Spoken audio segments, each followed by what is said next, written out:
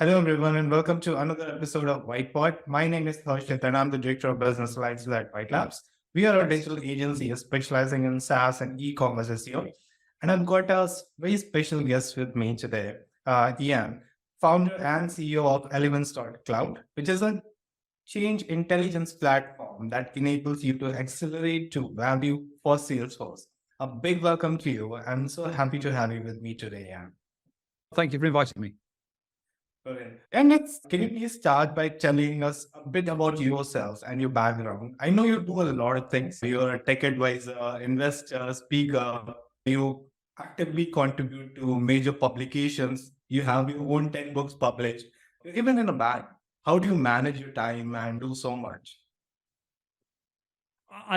First of all, how do I manage my time? I think if you're excited and passionate about things, then you make time. Do I watch lots of TV? No. There are also, so it's about balancing the time that I have. And yeah, I play in the band. I play in the band with my wife. She's the lead singer, so we get to spend time together there. We're passionate about that.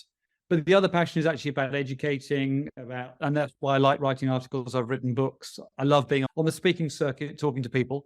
And all of that dovetails into the stuff that we're doing around the product. I run a technology company, but I've got two awesome partners who I've worked with for 20 years who are on the executive team, and then we've hired a great CFO. So we can balance. People talk about work-life balance. I think it's about work-life integration. It's actually making the things that get you up early in the morning, excited. Make sure you're doing more of those things. I've managed very luckily over my career to combine all of those. Brilliant. And what exactly inspired you to create Elements.cloud? And how were the early inception days? Okay, so I think I need to take you back a little bit before Elements.cloud. So I was a partner at Accenture. I used to run big change projects. And I always noticed that there was always a challenge in terms of how you document and drive change. And then some guys came to me with an idea for building a product. And that was the previous company to Elements. So the three of us, we set that company up, we grew it. Eventually, it was acquired by a big technology company down in Silicon Valley. But that was over a 14-year period. So we grew it a lot out of cash with a little bit of investment. And that was really about how do you understand, document, manage all the operational business processes for highly regulated organizations. And we were used by 10% of the Fortune 500, so huge companies in oil and gas, food and pharma, financial services, the highly regulated organizations. So that got acquired, we all retired, and I got the guys back out of retirement a couple of years later and said, what should we do? And we said, let's do the same thing all over again. But in the course of our journey, we had been Salesforce customers. We'd been customers from when Salesforce was only 2 people in the London office. So when they were tiny, they clearly didn't have very big clients. But roll the clock forward to 10, 15 years when we looked at it again, they then had big customers. So we said, let's see if we can do something very similar, but aim at the Salesforce marketplace. So I got the other 2 guys who I worked with for now 20 years, got them. So we got the band back together, started building the product out. And then when we talked to more and more Salesforce customers, they said, yeah, understanding our business is really important, but actually we've got this other problem, which is we don't know what we've configured. We've made all these changes. Salesforce is really agile. We make all the changes. But over time, we've built so much, we've no idea the implication of making a change. Could you help us understand how to unpick that? So we extended the product to then go, let's pull all the configurations into a database and then understand all the connections. So we've essentially built all of the functionality you need to manage the documentation from an idea, capturing requirements, mapping business processes, drawing architecture diagrams, understanding what you've configured, documenting that, and then ultimately building a user story. And we stop there and you hand it over to development. And we discovered that actually there's a big gap here. No one's doing that. And that people are maybe doing little bits of it, but they're not doing it so it's all connected. And the real power is having the connection.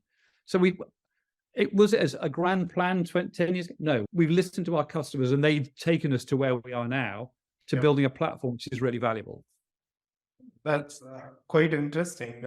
And how exactly the product has evolved? Because you've gone through, I think, 2 rounds of funding as well. It was a seed funding and then a series back in 2021. How exactly have you evolved especially from your second round of funding altogether? I'm more curious about that. I think one of the things people do is they take funding too early. They Yep. think they know what the product direction is, and they start putting money behind it, and that money forces you in a particular direction. We didn't take any funding for a while. It was self-funded. The three of us put money in from the last exit, which gave us a chance to really establish, okay, what was the market? We started thinking the market was actually all the process mapping, but actually the customers told that actually they wanted that, and they wanted an understanding about this metadata dictionary, and they also wanted architecture diagrams. The early funding came from us, so it wasn't putting pressure on us to grow. We could use it. We could grow quite slowly in terms of revenue to make sure we were building the right product. We were very fortunate in terms of the second round was actually from a family fund, and the guys running that have been fantastic. They've actually not, again, they've been saying, we trust you. You've built products before, you've built companies before. Build it at the right pace, rather than going, we put the money, like, hire more salespeople.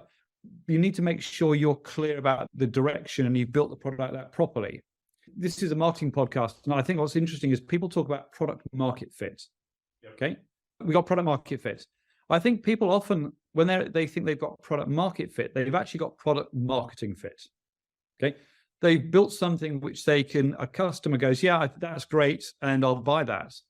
Which is not the same as when the customers then started implementing it, going, oh, it's great, but it needs that, and this bit here doesn't quite work, and that integration is a bit clunky. You've got to do all of that before you get product market fit. But again, I know nothing about B2C, but this is all B2B, where you're selling to big corporations. You can get away with a lot more B2C because it's individuals. But a corporation where someone's committing to buying something and implementing it. So there's a difference between, most people think they're at product market fit because customers are excited and maybe starting to do early purchases. I think they're at product marketing fit. So you shouldn't necessarily be putting the foot down in terms of big investment until you genuinely have got product market fit, which means product works, you're doing repeatable deals, customers will renew. Most of the major blockers in terms of product development, product features, they've been addressed. And you're now thinking about how you build on that and build on that. We've been very fortunate that we didn't take funding from someone who was like, you're on our plan, you need to grow really fast. We've actually had the time to build it out at the right pace. We're now at a product point where we have got product market fit, and now things are starting to accelerate. But now we've had the time to put the operational capability in place. It's not just product, but have we got the right teams to support customers as we grow quickly? 6 years in now, 7 years in? It takes a while to build a company to a point where you can scale. That's true. That's true. And there's a constant learning curve as well at every stage, to be honest. Like you mentioned, that product market fit is something that took you quite good amount of time to even recognize that this is something that now works. And you've been one of the OGs. So I'm sure like a lot of other companies also make their way, take their time, and eventually figure it out. Yeah, makes perfect sense. And I think you need to be honest with yourself about, you always want to be further ahead than you think you are. You need to be quite honest and go, okay, are we really ready? Can we really grow? And don't be fooled by your own marketing. That's true. That's true. All right. Can you please share some of the key features and capabilities of the platform, and what sets the platform apart from other related tools altogether? What is the competitive advantage that you have? That's an interesting question. So I think the first thing is we are in an emerging space. So the space is called change intelligence. Now, so we are now looking for other companies who are maybe competitive, but actually they're also our partners. We need them, and it's really weird. They're frenemies. They're competition. Yes, maybe we're in deals where we're trying to beat them, but actually, from a marketing perspective, we need us all to be talking about the same problems and call it the same thing to actually grow the awareness of the space. Whilst the competition might be, you might think is actually another company doing something similar, the competition is actually nobody knows you exist. They don't know a product like you exists. They don't have budget for it because they didn't know that they needed it, and they didn't understand the benefits. So if all the other companies are talking about things in the same way, they're raising the market awareness. They're raising the awareness by the buyers that they need to budget for it. So it's quite interesting. If you great reading would be like Crossing the Chasm by Geoffrey Moore, or I wrote a book called Impact, which was you can find it on our website. So if you go to Elements.cloud/impact, Okay. There's a book he wrote, and it's the summary of what it takes to run a company where you're to the left of the chasm, where you're in the early stages. Okay. So I didn't really answer your question. I will answer that now. But the point is, we're building a category. So therefore, a lot of the capabilities that you won't necessarily have direct competition. As the category starts to form, then you start to understand, okay, these are all the must-have features that are in a change intelligence platform. Yep. So we think about like CRM when it first started, it was SFA, Salesforce automation. So did you need marketing? Maybe that was marketing. But if we now think about what CRM means, we've got a better understanding about the capabilities.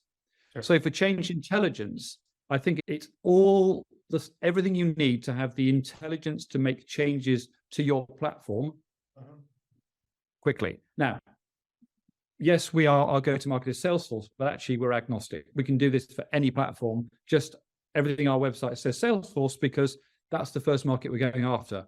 One of the things about category creation is go and pick a market where you can start to be an important player.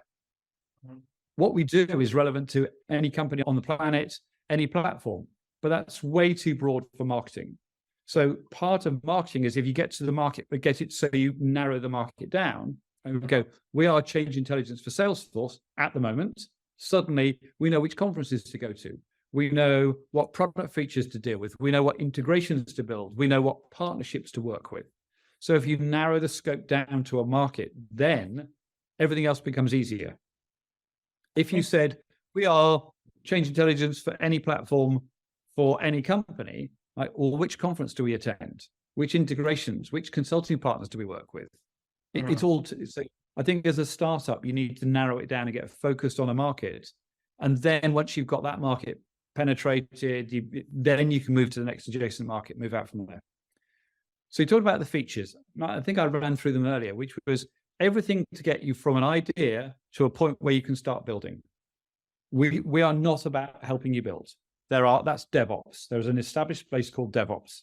We're not backup and restore. So we are everything from idea, requirements, understand the process, understand the architecture, understand what you've configured, document the changes you've made, and then all of that together, the interconnections gives you the intelligence to understand, okay, what's the impact of making this change? What's the risk of making this change? How quickly can I make the change? Gotcha. And since you mentioned, Ian, that you can technically work with any other platform as well, Salesforce is just a marketing focus area altogether. With respect to the technical capabilities, because I'm sure like there must be other sort of integration that is required with other platforms as well. So are you ready, go to market ready for the other platforms as well, or is it something that you still take time and to process altogether? That's a great question. So we're completely focused on the Salesforce market. So if someone said they also have ServiceNow, 80% of the product could be used right now for ServiceNow. But in terms of some of the tighter integrations, we're not working with any ServiceNow consulting partners necessarily. So when you think about you've got the product, but then the outer bit of the product, which is training, the integrations, the partnerships, they're not there. So when you go into a new market, it's not just about extending the product. Yeah, we've got some work we need to do in terms of the metadata dictionary, say for ServiceNow.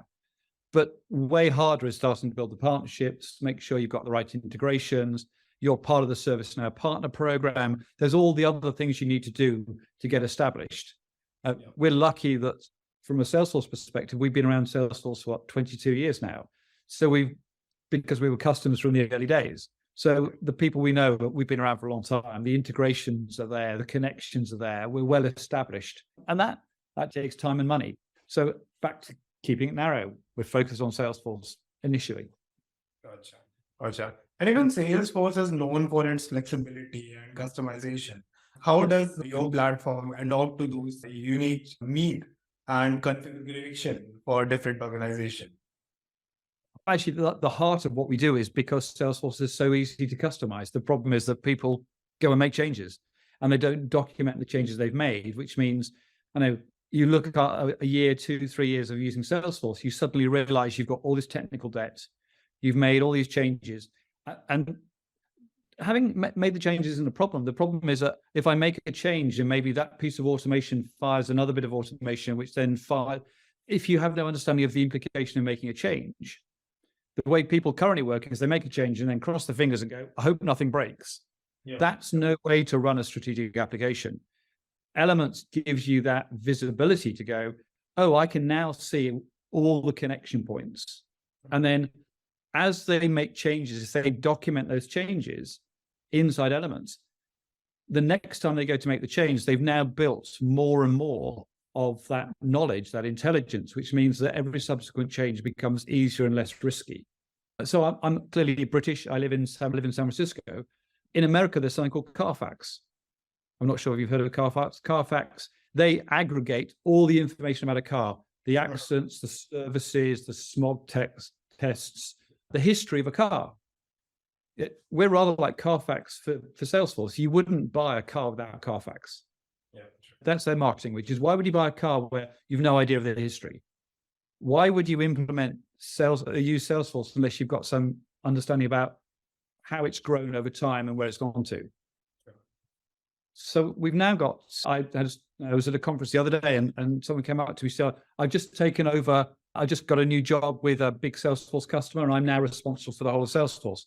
I told them that I wouldn't take the job unless they bought Elements, because why would I go and start using Salesforce where I haven't got any way of managing and understanding what's been built? Why would I be fighting with my hands tied behind my back? Yeah. So I think that's the power of Salesforce, and configuration is really important. But unless you can control it and manage it, eventually that agility disappears. And we're there to put that agility back in. Well, that makes perfect sense. And can you please share a few real world examples of how the platform has made a significant impact on a Salesforce leveraging business altogether? And could be any size, to be honest, but yeah. Yeah, okay. A great example would be quite often people have more than one Salesforce implementation, maybe because they spun up another one or they acquired a company, so they've now got 2 or 3 Salesforce instances. And the difficulty is how they merge those, because they need to understand what's in each of them. And we had one customer who they had 2 Salesforce instances because they'd acquired a company, and the CIO was like, okay, the risk of trying to put these 2 things together feels, I don't want to do it. And he kept on kicking the can down the street, and I'll delay it and delay it. He said, maybe I'll just throw them both away and start again, which obviously is huge, throwing away a huge asset there of all the work they've done. And a consulting firm used Elements, came in and said, look, let's analyze both of these 2 instances. Look, now we can see a path forward for how you could merge the 2, get the benefits of not just merging them, but also as we merge them, you can take advantage of all the new features that Salesforce has got because you were locked in some old features. So what was we're never going to do this, it's too complicated, turned into a small piece of work by a consulting firm that then turned into them merging the 2 orgs, and they've got the benefits out of it. So that's one example. Other examples are, anyone's about to go in, a consulting firm is about to come in, about to make some changes to an org. For consultants, the proposition is really straightforward. That we are their X-ray, their MRI scanner on Salesforce. They can win work because they can understand what's in their client's implementation, and they can bid the right level of amount of work, the right statement of work, versus someone who hasn't got visibility and are just guessing on how many man-days of work that has to be done. So we're finding consulting firms, which is one of our markets, the consulting firms see it as competitive advantage because they can, number one, get good visibility. Number 2, they can actually understand what's in the org more quickly. Number 3, they can then leave the client with a well-documented org and potentially run a managed service for them. Gotcha. So that's a different market, but almost it's interdependent. The consulting firms are working with clients. The clients love it because they're getting a well-documented implementation. The consultants love it because actually it's making them more competitive. Makes sense. And since you're working with consultants, are you also white labeling the platform, or is it something that goes with your own branding? We're not white labeling it. No, it's our branding. The consultants are happy to use it. It is interesting that I've heard a couple of instances now where clients are now saying, you can bid to do some consulting work for us, but you must need Elements experience. So it's becoming now a brand where someone's saying, actually, because I understand Elements, my consultants are more valuable. Actually, we're getting there. It's early days, but part of this is building a brand where someone says, it's almost like if you've got the Carfax stamp, then I'm happy to buy the car. If you've actually had an org that's got elements in it, then I'm happy working with it. I'm comfortable that I understand what I'm not going to walk into things that I'm not expecting, which will blow my budgets, which will make me overrun. I know what I'm working with. Makes sense. And because you're working with so many enterprise clients as well, and for them especially, data security and compliance are some of the top concerns. How exactly the platform addresses these issues? Well, okay, there's a couple of things here. One is we're not touching any customer data. We're only looking at metadata, which obviously drops the security level down a number of notches. If we were, because we are run on AWS, we're clearly pulling metadata off the Salesforce platform so we can analyze it. And in fact, there are some things you can't do on the platform because there's so much data. So being off platform means we can analyze huge amounts of data. But because it's not customer data, that drops the level of security. Nevertheless, we still go through security reviews with every customer. We are ISO 27001 certified. So we take security very seriously. And we go through security health checks, InfoSec reviews with every customer. Some are huge, some are fairly small, but it's the same challenges.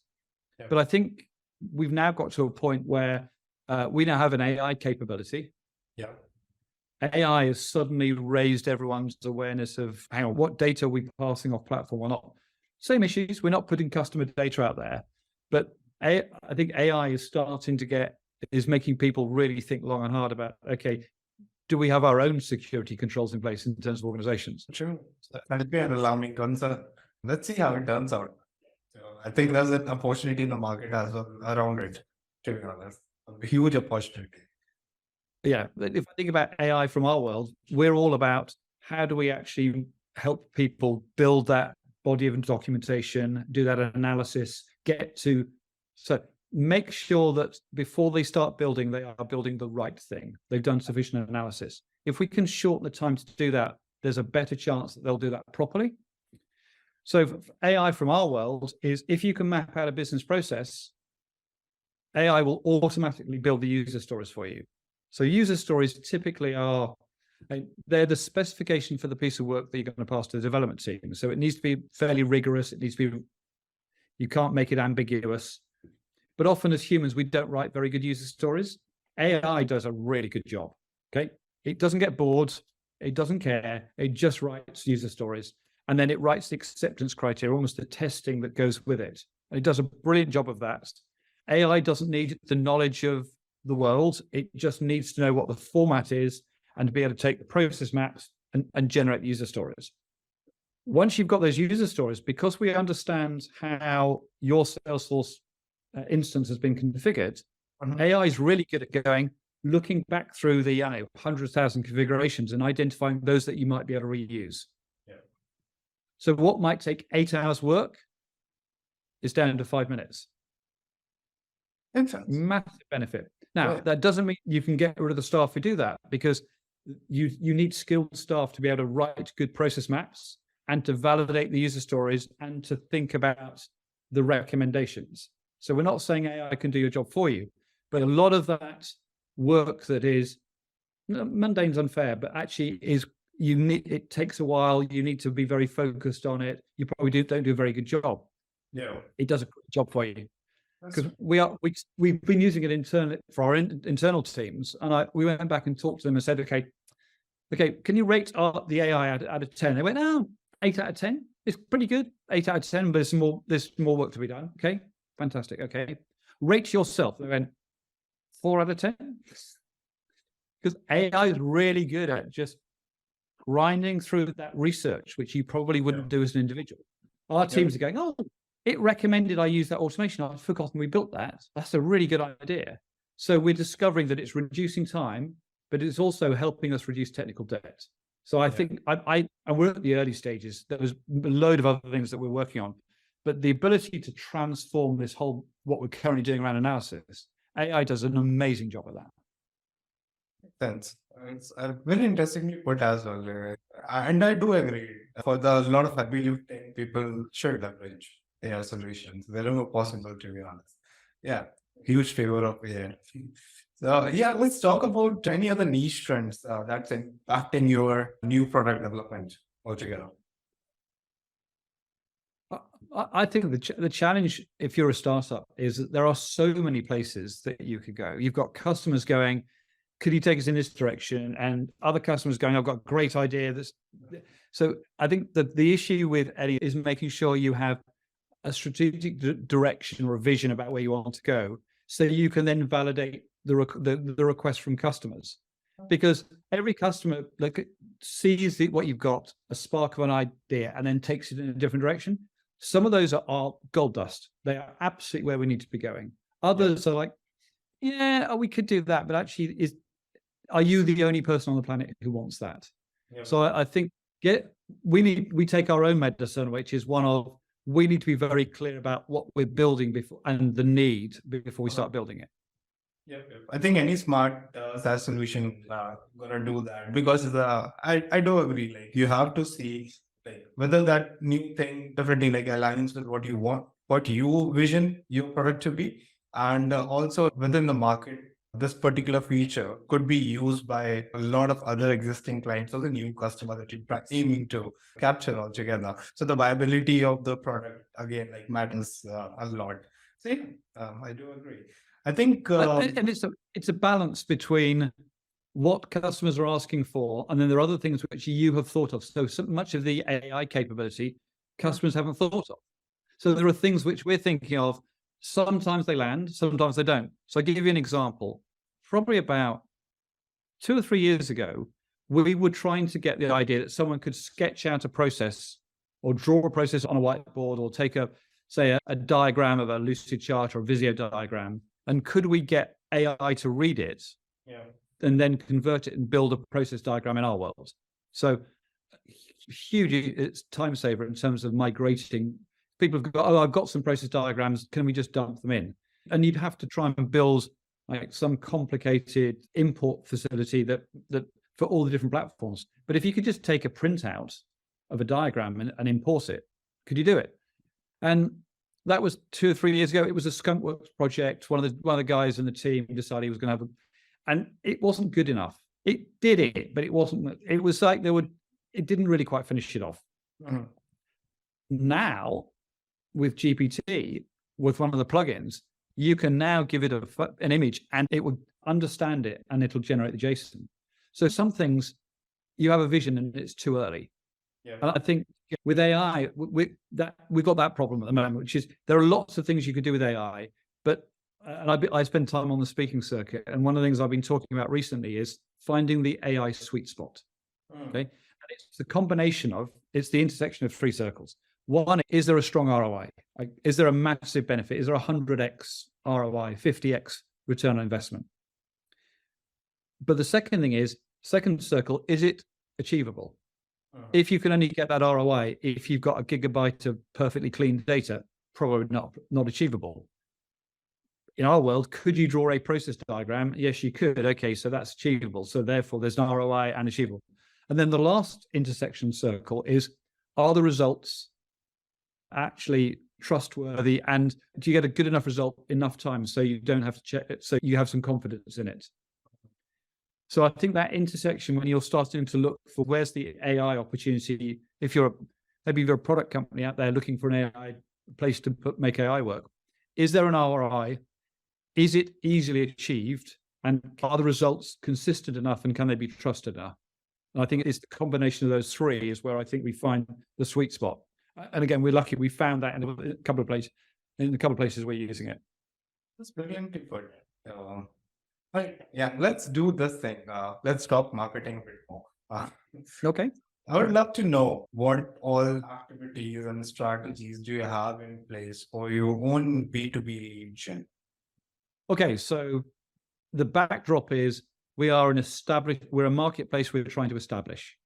So we're not playing into an established market and trying to say we're like that, but slightly better or slightly different, which means a lot of the work we do is thought leadership. So that is speaking at events, because we're all about education. So speaking at events, writing blogs, sometimes quite long blogs, thought leadership type blogs, not product. Obviously writing books, so that education. And some of the blogs we tend to write, or the things we do, we're trying to actually pick analogies. I gave you the Carfax analogy. But I'm always looking, I love marketing. I love trying to find that angle that works. So I talked about, part of our product is mapping processes. So I found a video of Ryan Reynolds, the actor. He owns Aviation Gin, and he put out a spoof video of him talking about the process of making gin. Okay. And the people in the vineyard meditate for 4 hours, and then they walk to the vines and they caress the vines, and then they use the tears of the founder to irrigate them and so on. So a spoof video. So I took that and I turned that into, okay, Ryan, I'll interview you and I'll map the process as you talk. So I took his video, chopped it into sections, and made it look like I was interviewing him and I was doing the process mapping as a live workshop. So we're always looking for some quirky things which actually bring things home and go, wow, that really works. So I saw someone talking about process, and it's now turned into process map. So I'm always out there looking for the quirky angle, the one that sparks people's attention. Now that needs to be combined with regular marketing, which is fine. We're doing joint webinars, running joint events. We are running our own events, and that's driving a set of inbound leads where people have heard 5 or 6 times, they've heard about change intelligence. They're now ready to go, okay, tell me more about this. I'm really interested. Gotcha. And tell me a bit more on the existing customer engagement in terms of that, like how exactly what all activities do you do to keep them engaged and retained with the company? Oh, okay. So if we think about, someone's got to a point where they put their hand up and said, I've come to one of your events, or I heard you, or I read your article. I'm really interested in how this could work for me. The first is a proof of concept where we'll work with them with their system. It's not just, I'll give you some PowerPoints or some slides. We need to go, let's build a business case for you. Because I think the other thing about building a marketplace or building a new category is that the customer doesn't necessarily have budget for you because they didn't know you existed. Sure. So you need to help them build the business case and then find the budget. And typically a customer might, our pricing is 5% of what they spend on Salesforce. So if they're spending 10 million on Salesforce, they're not going to go, luckily I have $500,000 in budget lying here for just someone like you. But for organizations, and even organizations spending $1 million, that's 50K, they need to find that budget from somewhere. A couple of things. One is we'll do a proof of concept with them where they'll work using their data, their Salesforce instance, so that they can understand the power of it. But secondly, it's land and expand. It may only be an area of the business. So phase 1 will be just this area, budget they can afford, budget they can find, and then subsequent years it'll be more. So it's land and expand. And this is not specific to us. This is really about the way you build a company in an emerging category. It's keep it under 50K. Look for evangelists, people who get excited. There's a number of people who've gone, I love the company, love the product. Can I come and work for you? And these are clients. So they're evangelists, and then you help them build a business case. And sometimes it might be you work with the customer, keep in touch with them for 4 or 5 years because they moved first company, they weren't senior enough, they loved it, the company wasn't ready, they then moved to a new company that they're more senior, they then bring you in. So this is a long-term plan. The last company we were around for 14 years. This is not, how do I build something up and sell it to somebody? No, we're here to build a big company and put the right people around us in terms of employees, partners, but also customers, and build those over time. Particularly because some of those customers are taking a huge personal risk working with us. They're going, I've seen this, it's an amazing company. I hope you're going to be around in 5 years. The answer is we will be, but that's the natural concern. They're going, I'm staking my business career on this is a really good idea. And it is, but they also need to have the confidence that we're not going to flame out. We are going to build a business in a responsible way. We are going to be around in X years' time. And we do have good number of customers on board. And with these strategies all together, I'm curious now, how exactly is the churn rate for the platform? But it's zero churn. Yeah. But the point is that it's actually positive. It's actually companies who are not leaving the platform. What happens is companies are going, I've used it in this area, but I've actually got 3 other Salesforce instances. I need to use it in those as well. And if you had Carfax, why would you stop building that knowledge? When you go to the dentists, you go, don't worry about my x-rays. Every time I come in, well, I'll have new x-rays. No, build a history for me, or build my medical records over time. Don't throw them away at the end of every doctor's appointment. No, I want those to go over time. Yeah. So if you think about it in those terms, once a customer has started building up that intelligence about the way their Salesforce instance works and their business works, why would you throw that away? You need to continue to build that over time because it's a valuable asset that's actually supporting your ability to use Salesforce really well. Yeah, makes sense. Makes perfect sense. I think Ian, we're coming to an end here, and I would like to have a quick rapid fire with you. Are you ready for that? I'm not sure I'm ready, but I'm certainly going to go for it. So off you go. Okay. What one word do you want people to associate with you? With me? Yeah. Enthusiastic. Suits you well. If you could change one thing about the word, what would it be? I just want people to get on. I don't understand why everyone makes life so difficult for each other. What's your favorite age so far? Sorry, my favorite? That's an interesting question. Yeah. My father is 94, still playing golf twice a week. I think 30s and 40s where you've still got, and I'm a big, obviously I play the bass now, but a big part of my life was sports. I was a very competitive dinghy sailor. I'd sail world championships, European events. I don't do that now. I think in your 30s and 40s, you've got enough knowledge, but you've also still got the strength, the fitness to do some of those things. That's perfect. What was the last Google search? You. In preparation for this? All right. Are you a spiritual person or not? Am I spiritual in terms of religion? No. Am I spiritual in terms of caring about how life and life of others? Yes. Okay. And coming to my last question, are you more cautious or bold? Bold. All right. Thank you so much. Oh, definitely. I don't.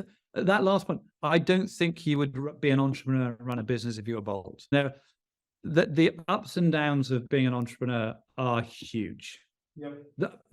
I love it. Our CFO was not one of the founding group, but she is amazing. But she says, I have no idea how you guys are optimistic, even though you have ups and downs and ups and downs. Yep. But you still have got that passion, that vision. I think if you're cautious, the negatives of trying to be an entrepreneur would kill off all the passion. And you need that. You need to be back to the very first question, which is about enthusiasm. I was either going to say enthusiastic or passionate. You need that, I think, and you need to be bold if you're going to make changes and make things different. Yeah, sounds perfect, to be honest. And thank you so much, Jan. You supercharged this episode for me, and thanks for bringing this big smile. I really enjoyed the conversation with you. And thank you so much. Thank you for inviting me. Okay.